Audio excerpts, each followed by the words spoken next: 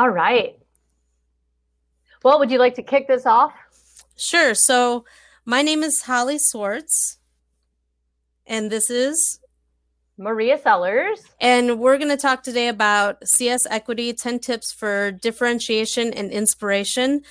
We've set and put together a little handbook that we kind of took our ideas and put them together. Well, we'll introduce ourselves in a second. Okay.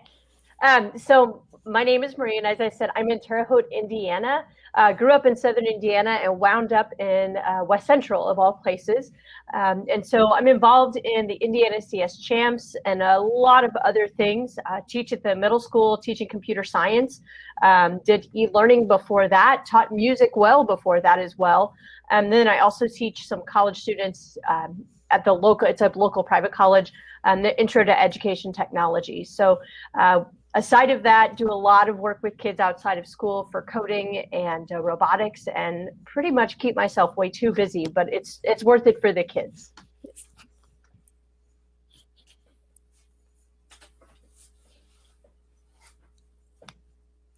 And my name is Holly Swartz, and I'm from South Bend, Indiana. I'm what you call a digital integration specialist right now. So I help help teachers take their lessons and meld them into more of a digital platform where kids are consumers and not producers of the product of products. I was an elementary teacher for 19 years before that, and I taught middle school math and science in North Carolina for 1 year before that. I have worked with our local Ed Tech in the Bend conference as one of the main participants. I help put everything together. I am a Girls Who Code sponsor. I work with the VEX. I've helped with after school elementary and high school tech clubs, and the co-founder of the Ed Tech Dolls. Excellent. So I'll just jump past that. So our big call to today, the reason that we jumped into this, we were often having discussions after we met through our Next Tech journey here in Indiana. All of the mistakes we've made that have led us to what's finally working today.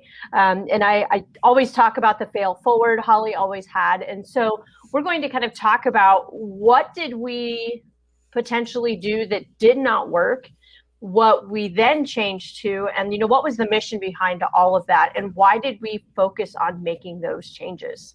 So we like to call it mistakes to missions instead of fail forward. Excellent. All right, so the first one was the stair-step strategy, and I think for a lot of us, especially those people who are teaching computer science or people that in your building, they're pushed into computer science or they jump into it because they're willing to take on this new task. They may not be someone who's familiar with computer science, and so they start everyone in the same place. And that definitely leads to disaster. And with Holly's teaching background and working a lot with students with various levels, she can give us a little bit more on this one as well as to why this is just so important. It's important because working in more of an urban school district, you can't assume that your students are walking in either without any CS background or with CS background. I mean, we have a lot of gamers, but we can't assume that because they game that they know about CS. So we also have to look at, from an equity point of view, that not everybody that walks through the door has the same amount of CS background. So never assume. We always have to take and assess. Excellent. And can you share more about the video that you put in here? So one of the videos that I think is very important, it's a video that probably most of us have saw, but we kind of want to throw it in here so you could use it later. It talks about having privileged class in a social experiment. So they have everybody start in a straight line, and they call out if you had a mother and father that lived together, take a step forward. If you had help with your homework after school, take a step forward. If you had, and you start to see the difference between the people that had and the people that had not, and how little things like that you don't think about those things, but those things really do give people an advantage when they come into the school. So we really have to look at what's going on in the homes and what we see going on in the neighborhood and schools, around the schools. Excellent. So I've already talked about how, there's the common assumption that Students are where they are, and that's something that we have to be very, very careful about. And when we do that, the consequence is, putting kids behind or not meeting the needs that they need to have met. So we jump into this curriculum really without knowing where students are sitting at that point, and that becomes very dangerous. And in my situation, I found that's where my behavior issues came from. That was the stem for those. Those were the kids who already knew what was going on, and they were bored to death. So we have to be careful where we start them. And I included this awesome quote. Students think they're awesome at tech, but they have no idea how tech uses them. But each student still has something to learn about the world of computers. However, we have to be sensitive as to where they need to start. That will change. All right, Holly, I'll let you jump into this one. All right. So some mistakes that we've made in the past was assuming that children are fluent in computer science, once again, because of their digital consumption. So we know that they do a lot of gaming, or they're on YouTube, or they're on TikTok. So we assume that they know what computer science is, and that they're going to be quick learners and are top students. That is definitely a mistake that we make. Underestimating also that certain groups of students will not have that CS background. That's something, I think we all have that bias within us when kids walk through the door thinking that they're going to be good in one thing or bad in the other. We kind of need to drop that even with CS also, and I don't think that's something that's talked about a lot in the schools. And assuming that certain socioeconomic status, gender, and race bring either a lower or a higher understanding. We need to drop those biases. So our mission is, so those are our mistakes. So our mission that we want to go forward with is to start at a CS level prior to the one you teach and make observations of the students. So it doesn't always have to be just a cut and dry test. We can just make observations of what they're doing on something that was a little bit easier. Use fun CS pre-assessments that mimic games. We linked an example of CS Jeopardy here. And have discussion with the students asking, what do they have? Like, what do you have at home? What are you working on at home? What do you know? What is confusing about what we're doing? And then once again, making digital integration connections. And that's really the job that I have within the schools, using educational technology personnel in your building. So that's something that I can help do in our school corp, is that I can go in and help make those connections between what the kids know and how we can use that knowledge within lessons that aren't all about coding, but just using CS in different ways. Awesome. And then the next one was parent involvement. And I think this is potentially one that we leave out. And I think, Holly, you mentioned that as well, that sometimes it's an afterthought. Right. Yeah, I mean, parent involvement, we found this year with our, once again, dealing in an urban school district, we found that we needed the parents on board. And this is a very big thing with CS and with the equity portion of it.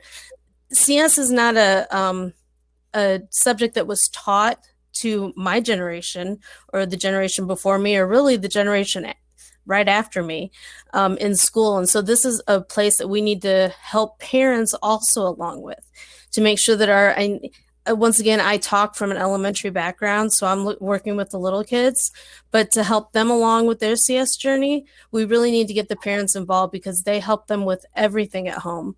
And so, we need to help the parents along with helping their children. For sure. And as I look at this one, and I think about my middle school situation, a lot of the parents get upset, why do my students have to learn this? Why computer science? This is ridiculous. And that's where I can talk about it's not just the now, it's the future. And that's so important. And so as we look at our why, it's so different than reading, math, language arts. We were all taught that. And that's what Holly brought up. This is a gap that our parents have, but a gap that our students cannot afford to have for the sake of their future. And so as we look at that, we're trying to look to parents for support to help them convince that these are important skills, that their child needs to know. If they don't have these, we're kind of in a world of hurting. And in fact, I just talked to a kid this week. He said, well, I'm going to be a mechanic. I don't have to know any of this. And I brought up the fact that we're hearing now on the news 15, 20 years from now, all cars will be electric, but that means all cars will have some kind of computer in them. And to diagnose issues, they have to know how to use a computer. So we're definitely in a place where we need our parents to be telling this to their children and making that connection for us. So some different ways that we've talked about, well, I guess mistakes, is assuming that parents understand the CS concepts and underestimating how the involvement of parents do help. So the missions, and I can tell you some things that we did that may not be on here. Within our school corp, we have held parent teacher nights or parent tech nights where we have invited parents in to teach them the CS concepts or the tech concepts that their students will need to be successful in schools. We have also, done the digital citizenship, because with their students being more and more on computers and with CS and all that, the parents need to be conscious not only, I tell the kids the world beyond the computer, we have to be a good citizen, but we have to be one within the computer too. And so we've partnered with them, and they do have parent newsletters that we can send out. We could hold the parent meetings and then create maybe committees with parents and teachers and administrators to support the parent involvement initiative. For sure. Have you guys started committees, Holly, with parents on board? Yes, we have. And how is that going? It goes well. We need to have we are a large district, and we need to have more of a representation. That's definitely one of the things. Definitely. And we're in the same boat, getting the parent buy-in so that we can have them involved in that. If you have done any of this stuff, please put it in the chat. I'm watching the chat. So if you have questions as you go along, or you have done some of this stuff, please add on to the chat. Absolutely. And then this is something that I send home in my school corporation. The simple letters that are created by Common Sense Org just for the digital citizenship aspect has been really useful, and it's been great for conversation starters. I've had several parents call in and say, hey, I read your newsletter. What else can I do? So even if I just have 20, 25 parents who are willing to invest time in students, that's a great foundation. And that's my biggest goal probably for this next school year, is to double that number and try to get about 50 who are invested. And maybe those 50 can then help me pull in other parents. So a simple resource that's already made for you can make a massive difference for this parent involvement. And the next one is tech equity efforts. So Holly, I'll let you start this one. Well, I had to put a cat on there because cats make everything better, cat gifts. But so tech equity, it's definitely, the pandemic has opened our eyes to the inequality of having one-to-one tech at home for most students. This can be a Herculean task to maintain the devices. And pre-COVID, approximately 49% of the public schools had one-to-one programs. We know these numbers have increased during the pandemic, but our worries are what happens after those grants run out and the tech becomes, it's no longer accurate or useful. What happens then? Right. Made you laugh. See, that cat gets me every time. Awesome. So when we looked at the why, we were talking, we were discussing how we want to make sure that all students in our schools have devices. Prior to COVID, my corporation had already been one-to-one for 6 years. Holly's was a totally different story. Oh yeah. And you guys were scrambling to make it work. Am I correct? We did. So our high school, up until the pandemic, our middle school and high schools were one-to-one. Our elementaries all had carts in the classroom. When the pandemic started a year ago, the digital integration specialist took wire cutters and we cut, all the computers out of the carts, but that still was not enough to cover all of our elementary students. So it's taken us most of last year and the beginning of this year to make sure all of our elementary students had a one-to-one at home. So it's been a Herculean task. It was it was hard. People were trying to use their cell phones to do some of the work, and it wasn't working. And so, as a digital integration specialist, that was our job to talk parents through that. Or we were used to Chromebooks and they were using iPads, and it made big differences. For sure, for sure. And I think, definitely coming from two different backgrounds, but, these low socioeconomic students at this point are so depending on us. So if school corporations can make it work, and some of us, obviously it's just been a struggle. But if we do intervene, the big positive is all students finally have the chance to actually close the gap and continue to be successful. But if we can't, that now we're definitely not just going to see a gap with students who are already struggling to keep up. Well, now they don't have a working device, and that gap increases. So we definitely need to be hopping aboard these tech equity efforts. Yes. So, and we just made some notes here based on things that have gone well or not well over the past few years. But certain programs do not work well on all devices. I know Holly was talking about that. I dealt with that at the very beginning when we hopped into iPad land. The struggle with HTML5 was real, and I don't know if any of you have dealt with that. Sustainability, how are we going to make this work? Holly already brought that up. Assuming that all CS content is done online was another big mistake, and I even fell into that when I first started teaching it. And just assuming, as Holly said, personal devices are going to work on this, probably not. So we have to be really careful about what devices we're using and how we plan for that as well. So once they have a device, we still have to be really careful with what we do. Right. And we, our mission is to let teachers know and students know and that there are unplugged lessons for CS. Like, everything doesn't have to be done on a computer. I think, once again, a positive negative of the pandemic was, yes, we were using more computers and that. Were we doing it the right way? Probably not. And was everything plugged in? Yeah. And so, starting to teach, to bring out the effort of unplugged, that not everything in CS is plugged in. Provide unplugged projects. Securing funding to replace the one-to-one devices. Now is the time for us to start and find community partners that can help obtain used devices. So these are things that are missions that we should start looking at right now to make sure that the equity stays how it is right now. Definitely. And I'll give you guys a secret. I had a friend who worked at Old National Bank in Evansville as the he took care, I forget what his title was, but he took care of all of the items that were pulled from offices in the front line after 3 years. And he would then in turn find places to donate them. And he says there are people like that in companies everywhere who really do not want to have to recycle or pay to recycle. They'd rather just give it to you. So why not search for that for your kids? It's worked out. We have a great 2 labs filled with Lenovo laptops because of that. All right. So Holly, because you deal with this more than I do, I'm going to let you start this one. So we, during the pandemic, also, once again, working in an urban district, we had a lot of students without internet access. Once again, another thing what the pandemic showed us was that there is a huge divide in the haves and have-nots with the internet. So we might have given them the device. They now have the device that they can work on, but they don't have the internet or the Wi-Fi to use those devices. So that's another thing that as a country, we need to start closing that divide to help the equity amongst us all. Right. Where are you sitting right now? Oh, okay. So I work in an urban district, but I live out in the country. And so Maria's calling me out.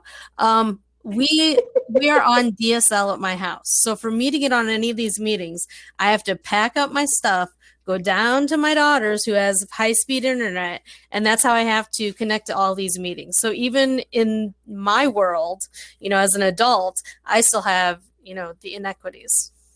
For sure, for sure.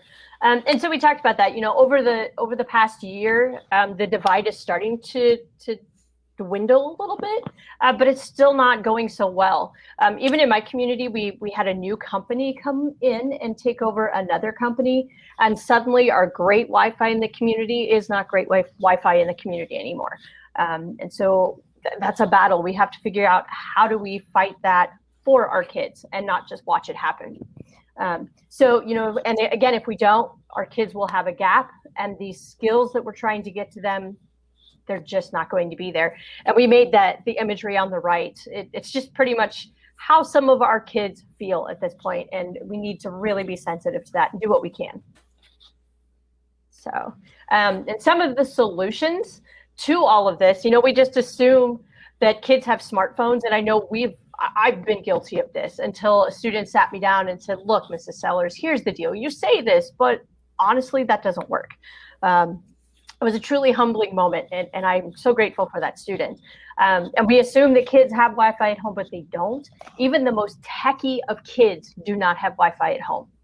That's really hard to swallow, but that's what we're dealing with. And so how do we push forward, and how do we do that? And so I know my school corporation has worked hard, and I've seen so many school corporations in Indiana really, really working hard at this. I know that we did grants to get little MiFi devices. We have 100 that people can come in and check out if we're on e-learning. I know we have buses that we're driving around with Wi-Fi inside of them. And I know, Holly, you said there were some other things happening in South Bend. Well, I say we had the buses, and we made the Today Show during the pandemic for our buses, and one of our families made it to the Ellen Show for sitting outside of the bus with her family. So we have had, on the right is what my school system has. So the top is a map that you can find on our website that shows all businesses in the community that have Wi-Fi that they'll let the kids use. And then the bottom map is all the buses and where they're parked within the town, within the city. So we're doing that. We have partnered, it's called Citywide Classroom. And so we are going through lists based on socioeconomic class, based on how their attendance are in school and that. And we are offering through Comcast and Xfinity, I believe. We're offering either hotspots or the high-speed internet in the house. So we are slowly working to bridge that divide. Excellent. And unlike her, we're more of a rural community. Several small towns make up our corporation. And so thankfully, we've had some business who have been ever so graceful to our students, and they're opening up their Wi-Fi to students for so many hours a day. And so there are literally, and it's a great story, taverns throughout these communities where you'll see kids sitting outside the tavern trying to hop on the Wi-Fi to do their homework. And so it's worked out really, really well. Kids are buying Diet Cokes from them and sitting outside doing their homework. So it seems to be working. We just have to continue the efforts. So. All right, this is the big one. No teacher is an island, and I'm sure we've all felt that way. You think that no one else has a clue. And in some cases that is true, but we have to make sure that we don't put ourselves on the island and not allow people to help save us. So we'll go ahead and jump into this next part. So we need to come together as educators to support one another in learning about CS. We're finding this once again in my district. We're finally rolling out the CS. In Indiana, it is a law that in 2021, all classrooms will have CS in them, and finally getting the ball rolling on that in our school district. And so now we have to look to learning a new set of skill of any kind is of course scary to all teachers. So just having people there to say, it's okay, like we're in this together and we can do this. If we don't support one another, this subject will get put on a back burner. And so that's something I don't want to see. For sure. And again, that's going to hurt our kids big time. Yeah. And some of the ways to get off the island to make sure that you are connecting with people is, of course, CSTA, why we're here today. State CS organizations, Twitter's a big one. Facebook, Instagram, ISTE, state regional partners. Most states have through code.org or things like that, regional partners that you can work with on CS. So reach out to anybody that you can. Absolutely. There's someone always willing to help. So the big mistakes that we've talked about between the two of us, we take on a subject that we're unfamiliar with and we don't ask for help. Ooh, teachers are bad about that. And I don't know why we are, but it's almost like we just take on the world and we don't let other people help us. Another one was just believing that you're the only person in your entire building who wants to discuss CS education, when I bet someone in the building is willing to. They may not want to be in charge of it or take it on right away, but they'll talk to you about it for sure. And not encouraging and supporting other teachers with CS.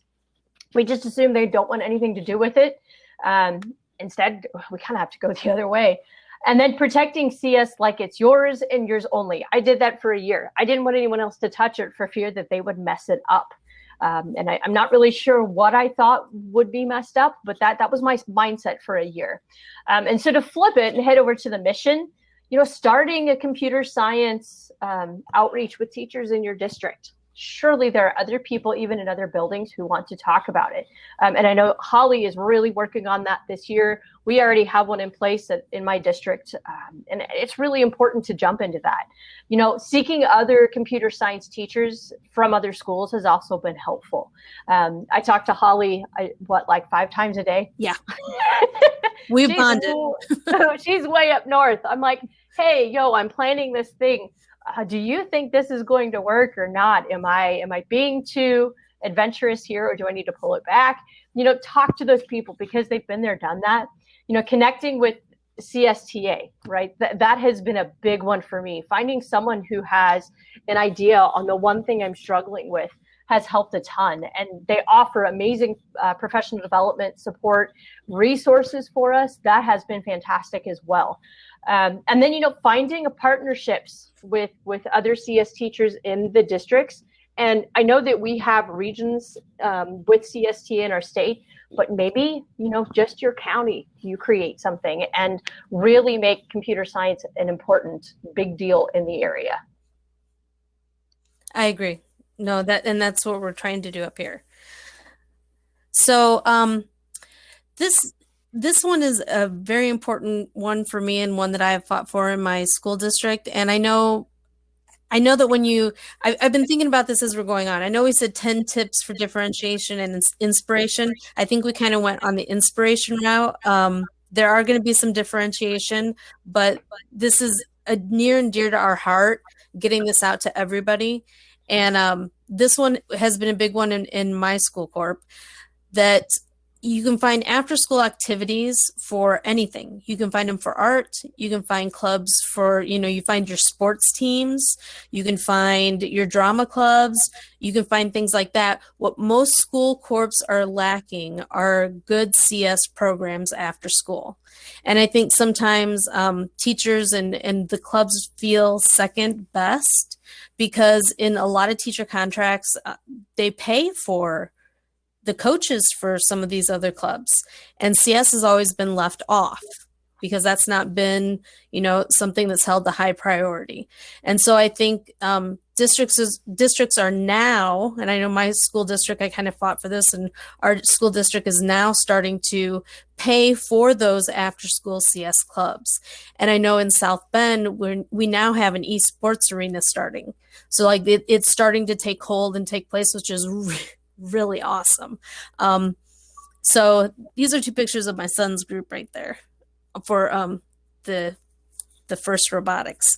But we need to provide opportunity for all students to be able to engage in after school clubs, and especially in CS, because my son's not wasn't a sports star, and neither were his friends, but they love CS and love making things. And so why did they get left out?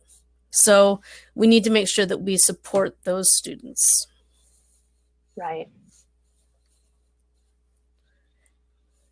Yep. And there are the mistakes Holly talked about, just assuming that only sports and art clubs are ones that students want.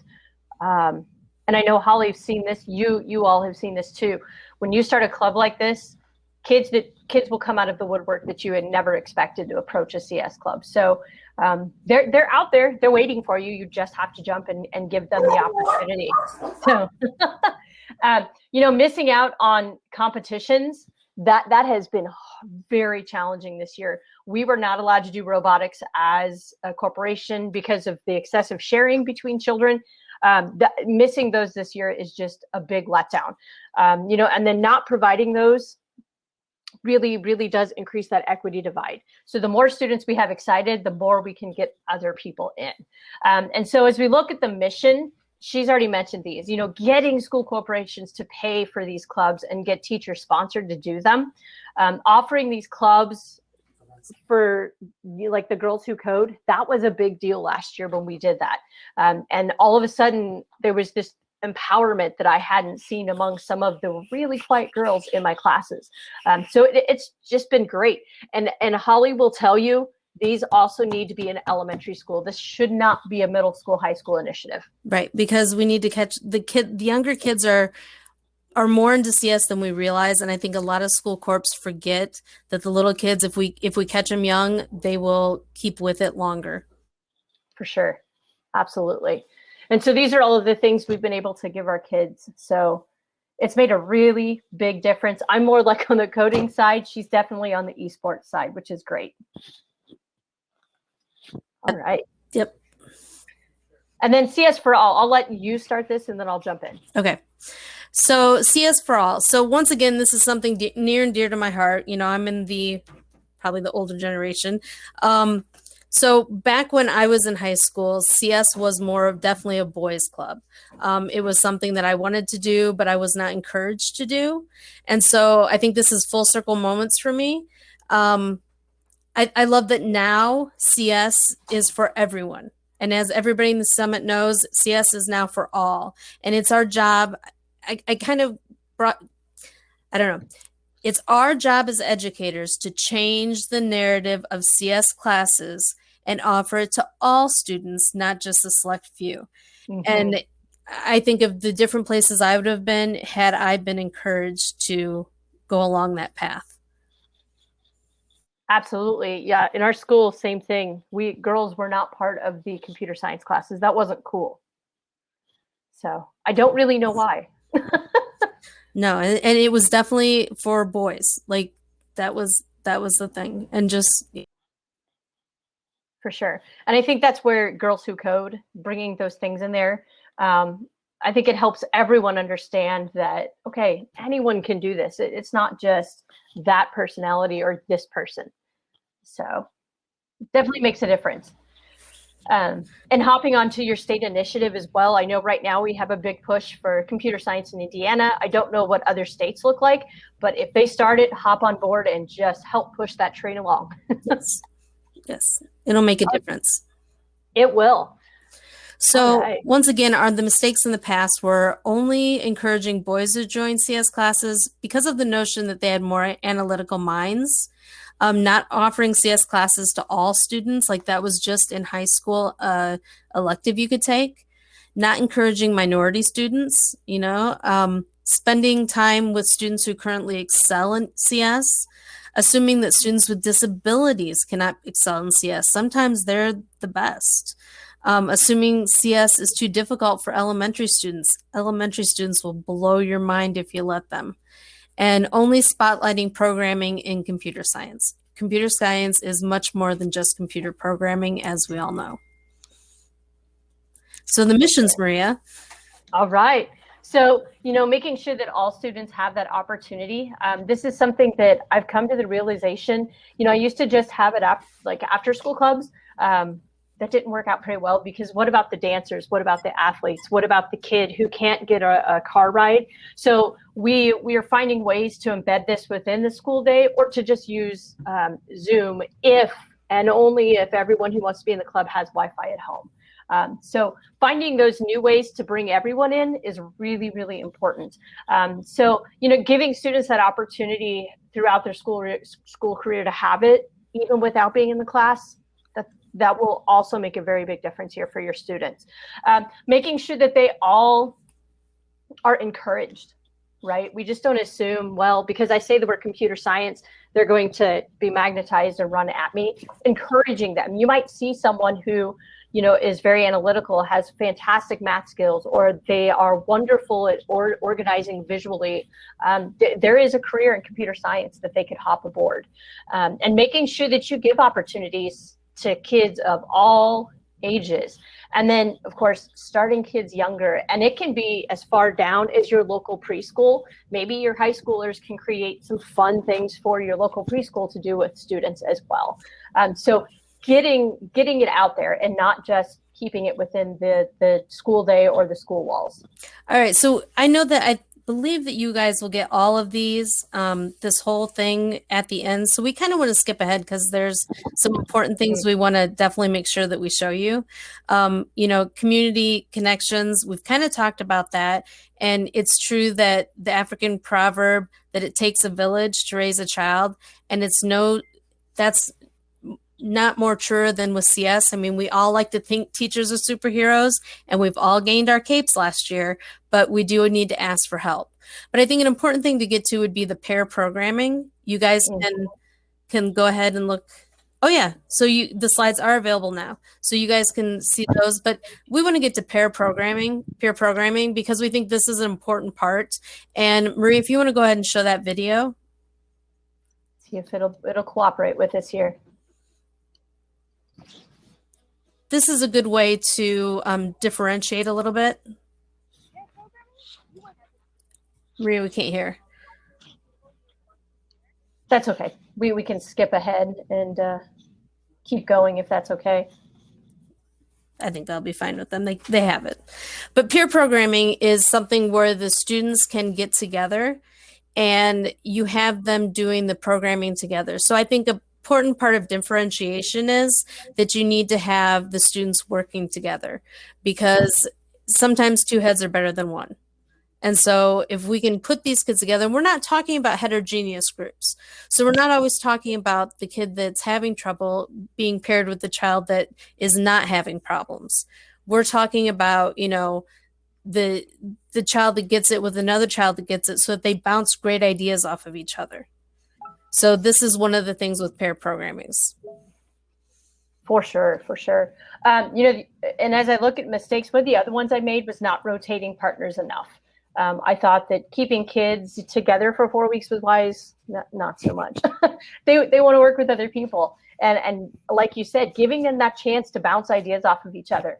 They might pick up something with one person, but then when they move with another person, that idea gets even better. So having that chance to constantly improve will be really helpful for your students.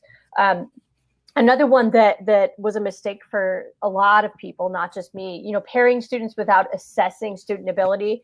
First day in class, you pair them together and off we go. That's almost a dumpster fire in one of my classes. So I've got to be super careful and considerate of students for that one. You've already talked about special needs students. And the other thing that I think we do, because we've done it forever, is pairing common gender together. And it doesn't always have to be that. So we need to just take that into consideration. And as we look at the mission, giving those kids the chance to mix around the room, right? It's almost like speed dating sometimes. Give them a week with this kid, a week with that kid, a week with this kid, so that the ideas in the room are constantly being mixed and not just in one spot.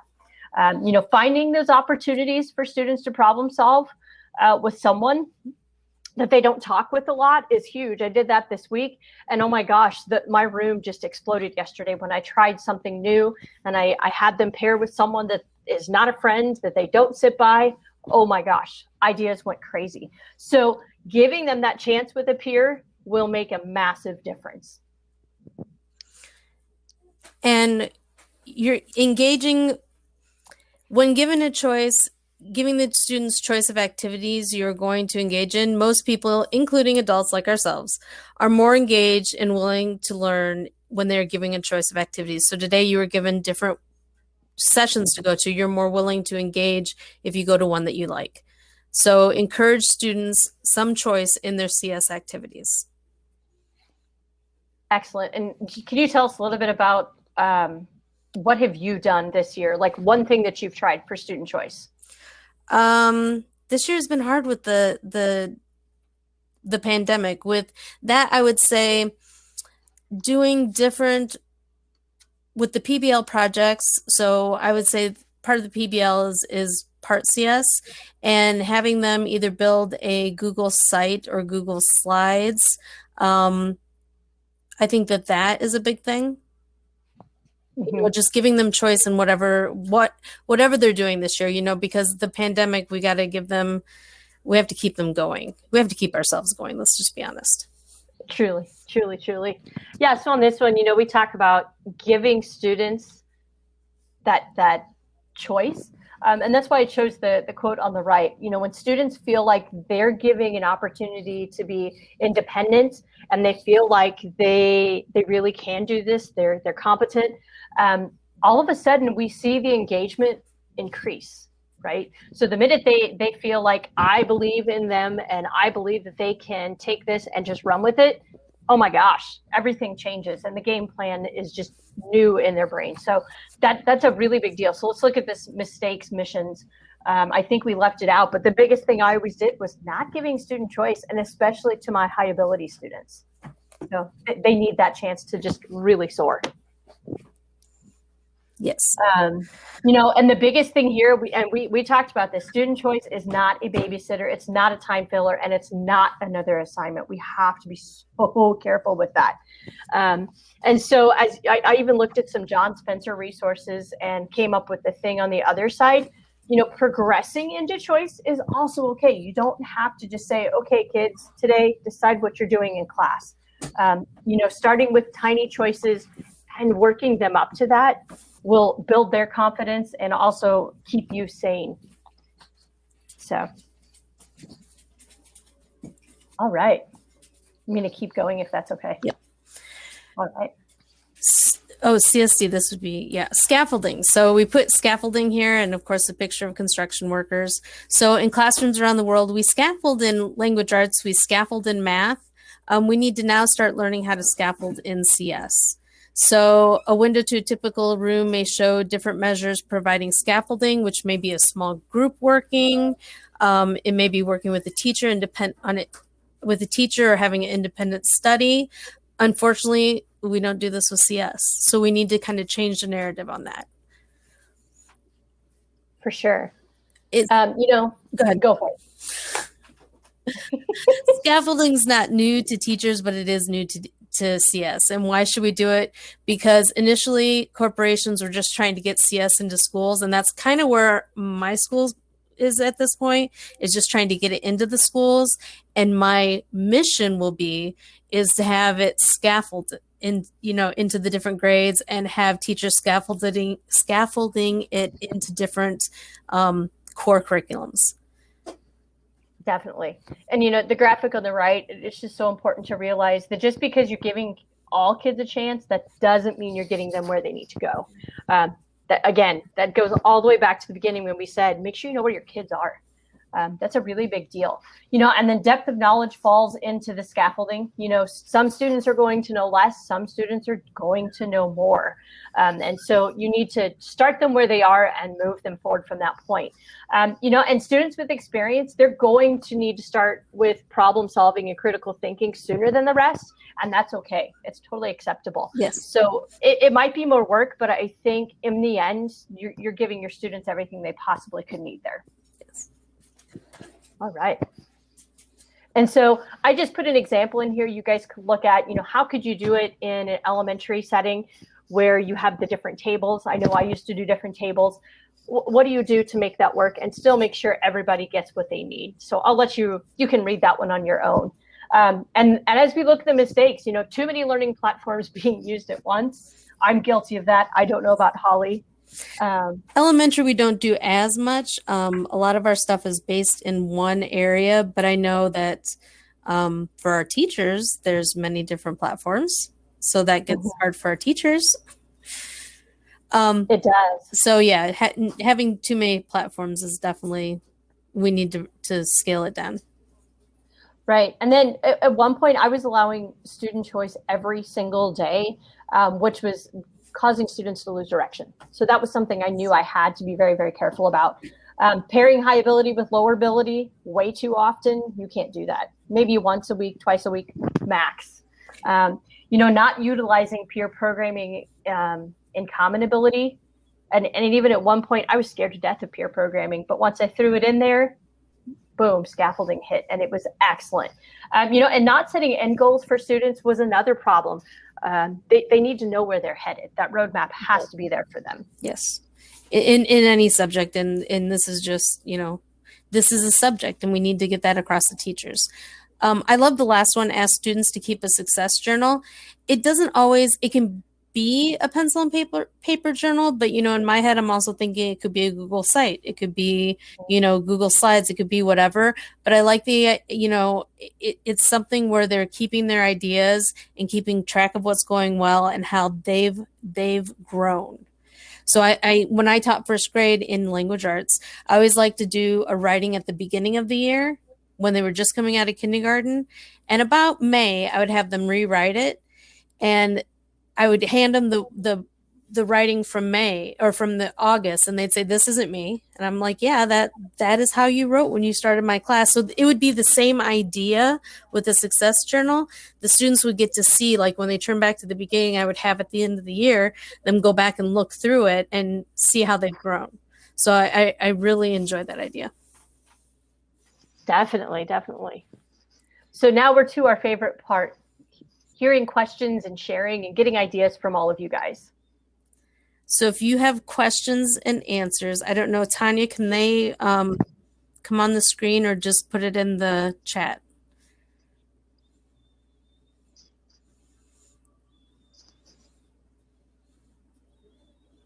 If you have questions, go ahead and put it in the chat, because I'm watching the chat anyways, and we can answer some of your questions. Oh. There we go. Okay.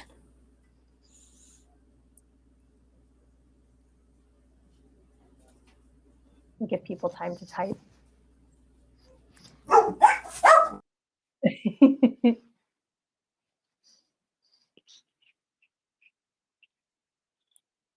think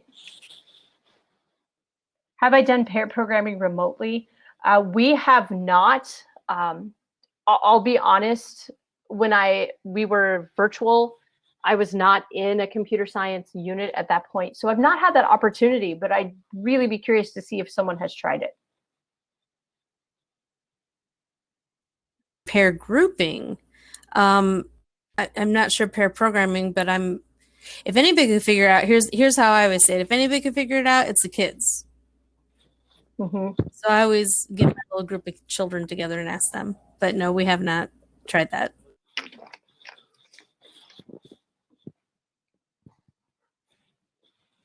That's breakout rooms is what we do for the pairing of work. So I think that would work great. So do you use Zoom, Erica, or do you use Google?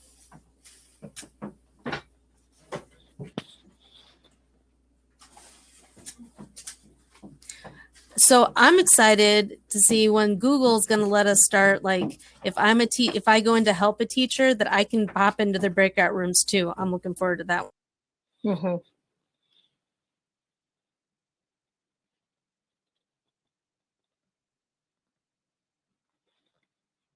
Our regional partners have some great slides about the jobs in Indiana that are needed for CS work and how much the salaries are. And I think that's always some way to get them in, is to show them the need, and that if their students keep on this, the road that they can take and where they can end up.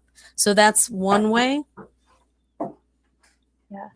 We also recently talked about if and this was just me to a small group of parents, if we encourage our students more to jump onto computer science, and as a community, our students in general are more computer science or tech savvy, perhaps we might be able to bring in companies into our county who would then eventually hire our students. But I don't know that they're going to be interested in our community until we as a whole really invest in that and show people that we really are invested in this. Now, come in and work, because we have a huge industrial park that is sitting empty and we need someone to come in. So that was the discussion we recently had. I don't know if that would help you at all, Kristen. That they switch drivers for each thing that they're doing. And if you guys watch that pair video, it explains about the drivers. That's awesome.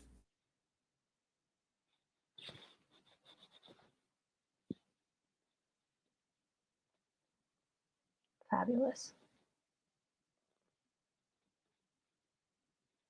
I struggle with middle schoolers. They don't like to change very often.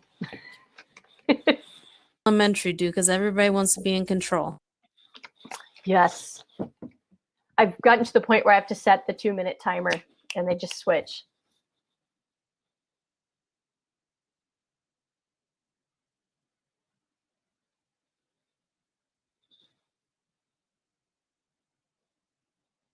I'll wait for Kristen to answer. I have an assumption. I think I know what she means, but yes, that's exactly what our people are afraid of as well.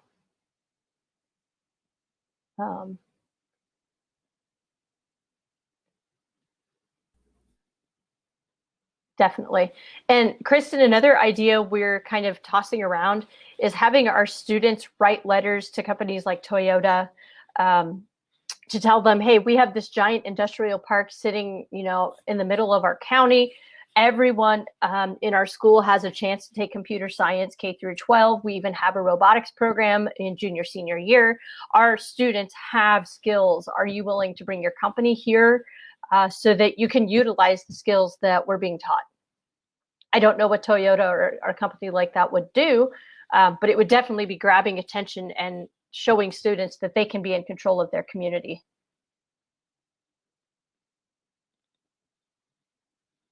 And in my community, I mean, we're a larger, not a whole lot larger, but we're a larger community, and we're not far from Chicago.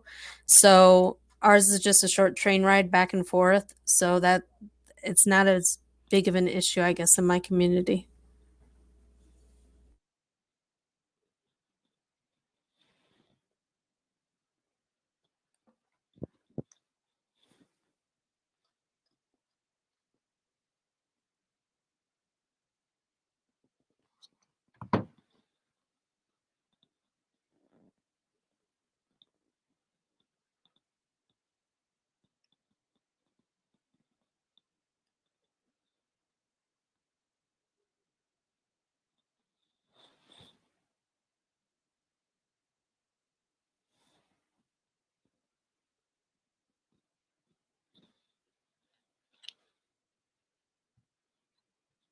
All right.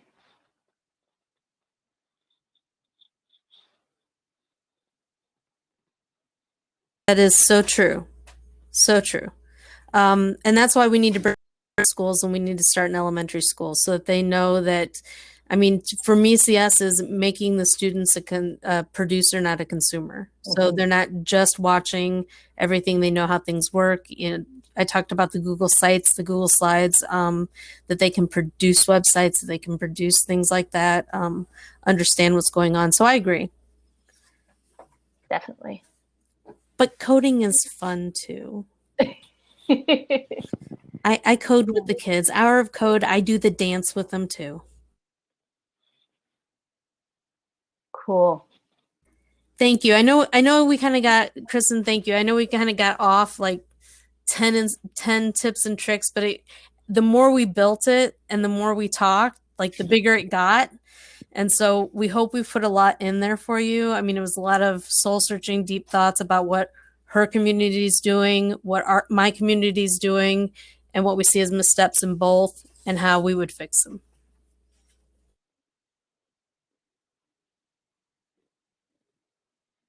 Definitely. Yeah, because I don't like the word fail all the time. I mean, I know we fail forward, but I like mistakes to missions. Yeah, I fall forward a lot, but I don't want to keep doing it.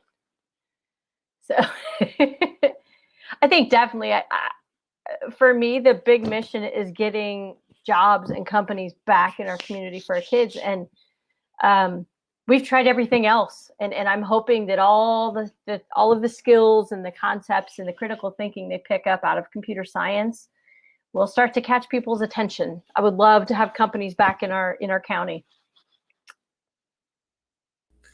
And yes, you can land on your face, and getting to my age, you might not get back up. We were just talking about that earlier. So, yeah. I like that, Tanya. I love it. You guys are my people. Definitely. I told my kids that, I said, wouldn't it be awesome if you could be the co-driver to a self-driving semi because you know how to fix it? Yes. That would be so cool. I show that to my elementary students and I show them the robots and it just blows their mind. But yeah. I love it. I mean, I know that a lot of times, unfortunately, I think a lot of our CS does focus on high school and middle school. And I am so elementary. And I just think that's where we need to start. You know, the kids, our teachers need to realize that our kids know CS. They tend to think that they can't handle it because they're too young. And we just need to get over ourselves. And it's just how it is. We need to get over ourselves. Right. I think bottom line, don't get in the way of your students. Yeah. Definitely. Amazing. Well, anybody else have any other thoughts? We're down to like 3.5 minutes. Throw up that last slide, Maria. Can you do that? Let me go grab it.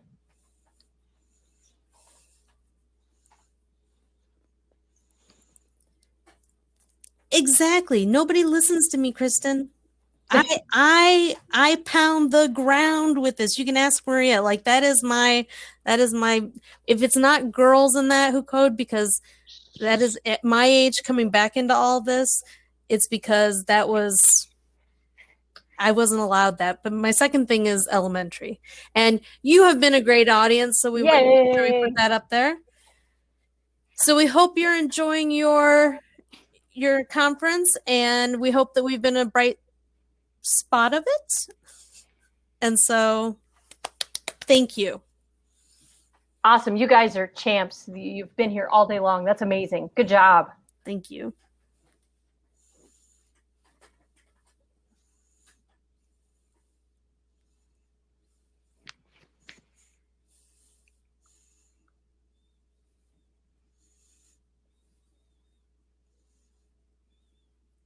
Thank you, Tanya. Telling you, that's our next battle cry. Elementary.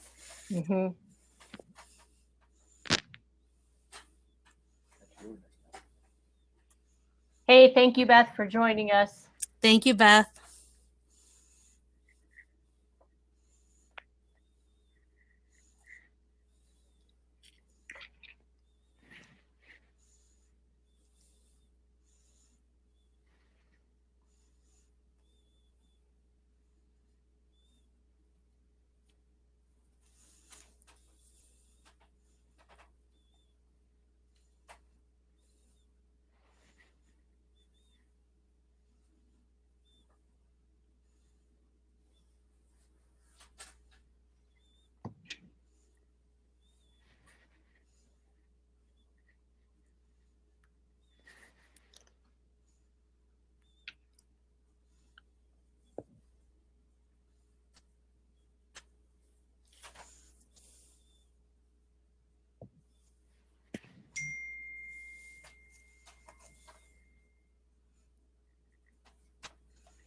All right.